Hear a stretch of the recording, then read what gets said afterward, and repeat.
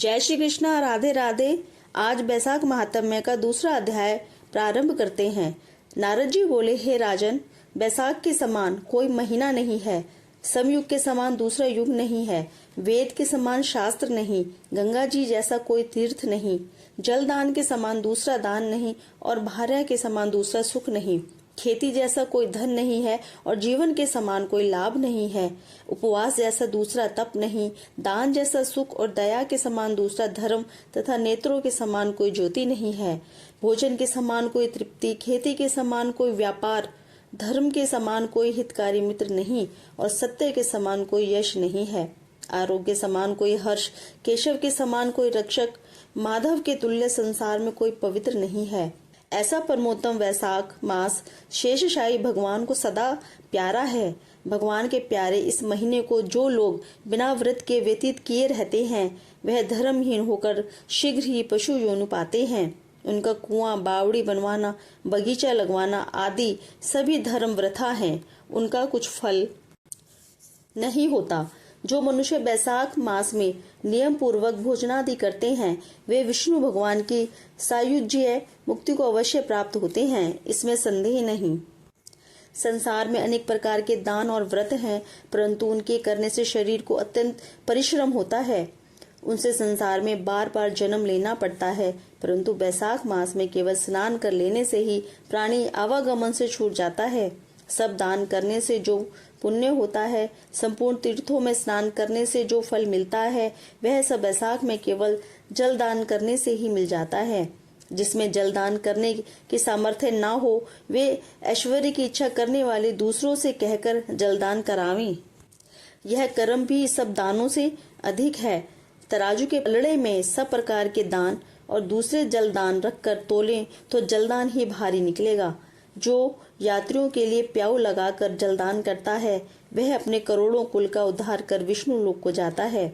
हे राजन, प्याऊ लगाने से देवता, पितर और ऋषि सब निसंदेह अत्यंत प्रसन्न होते हैं। जो प्याऊ लगा थके हुए यात्रियों को संतुष्ट करता है, उससे ब्रह्मा, विष्णु और शिव सब देवता प्रसन्न होते हैं। जो जल की इच्छा हो तो जलदान करें, छाया की इच्छा हो तो छतरी दें, और हे राजन, जो विजन की इच्छा हो तो बैसाख में पंखा दान करें।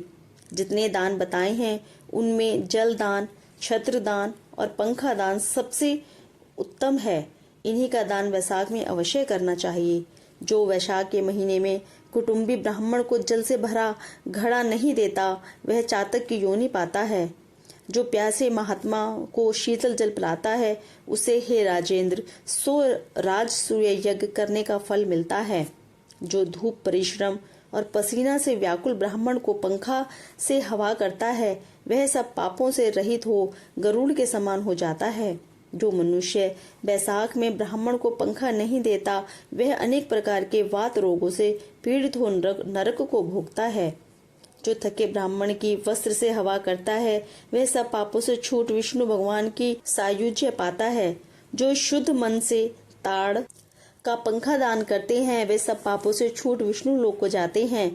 तुरंत श्रम दूर करने वाले पंखे का दान नहीं करने वाले अनेक प्रकार की यातनाएं भोगकर संसार में पापी होते हैं।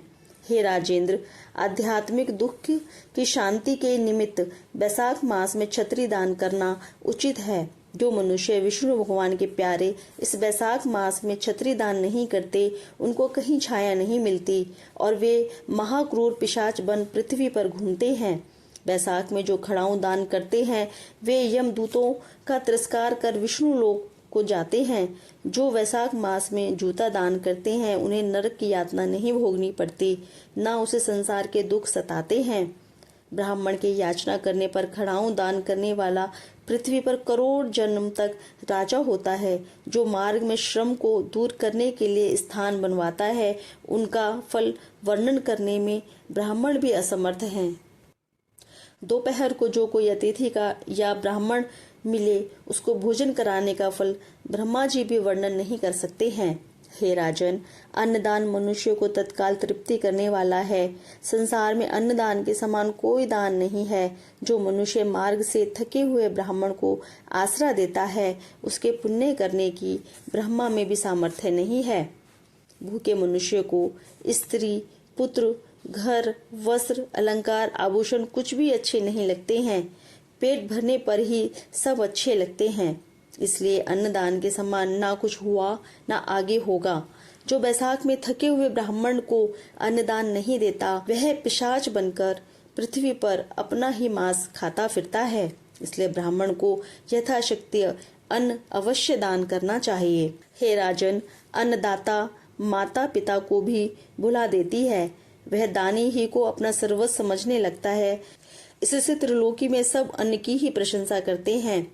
माता पिता तो केवल जन्म देते हैं, परंतु पंडित लोग संसार में अन्न के दाने को ही पिता कहते हैं। हे राजन, अन्नदाता में सब धर्म निवास करते हैं।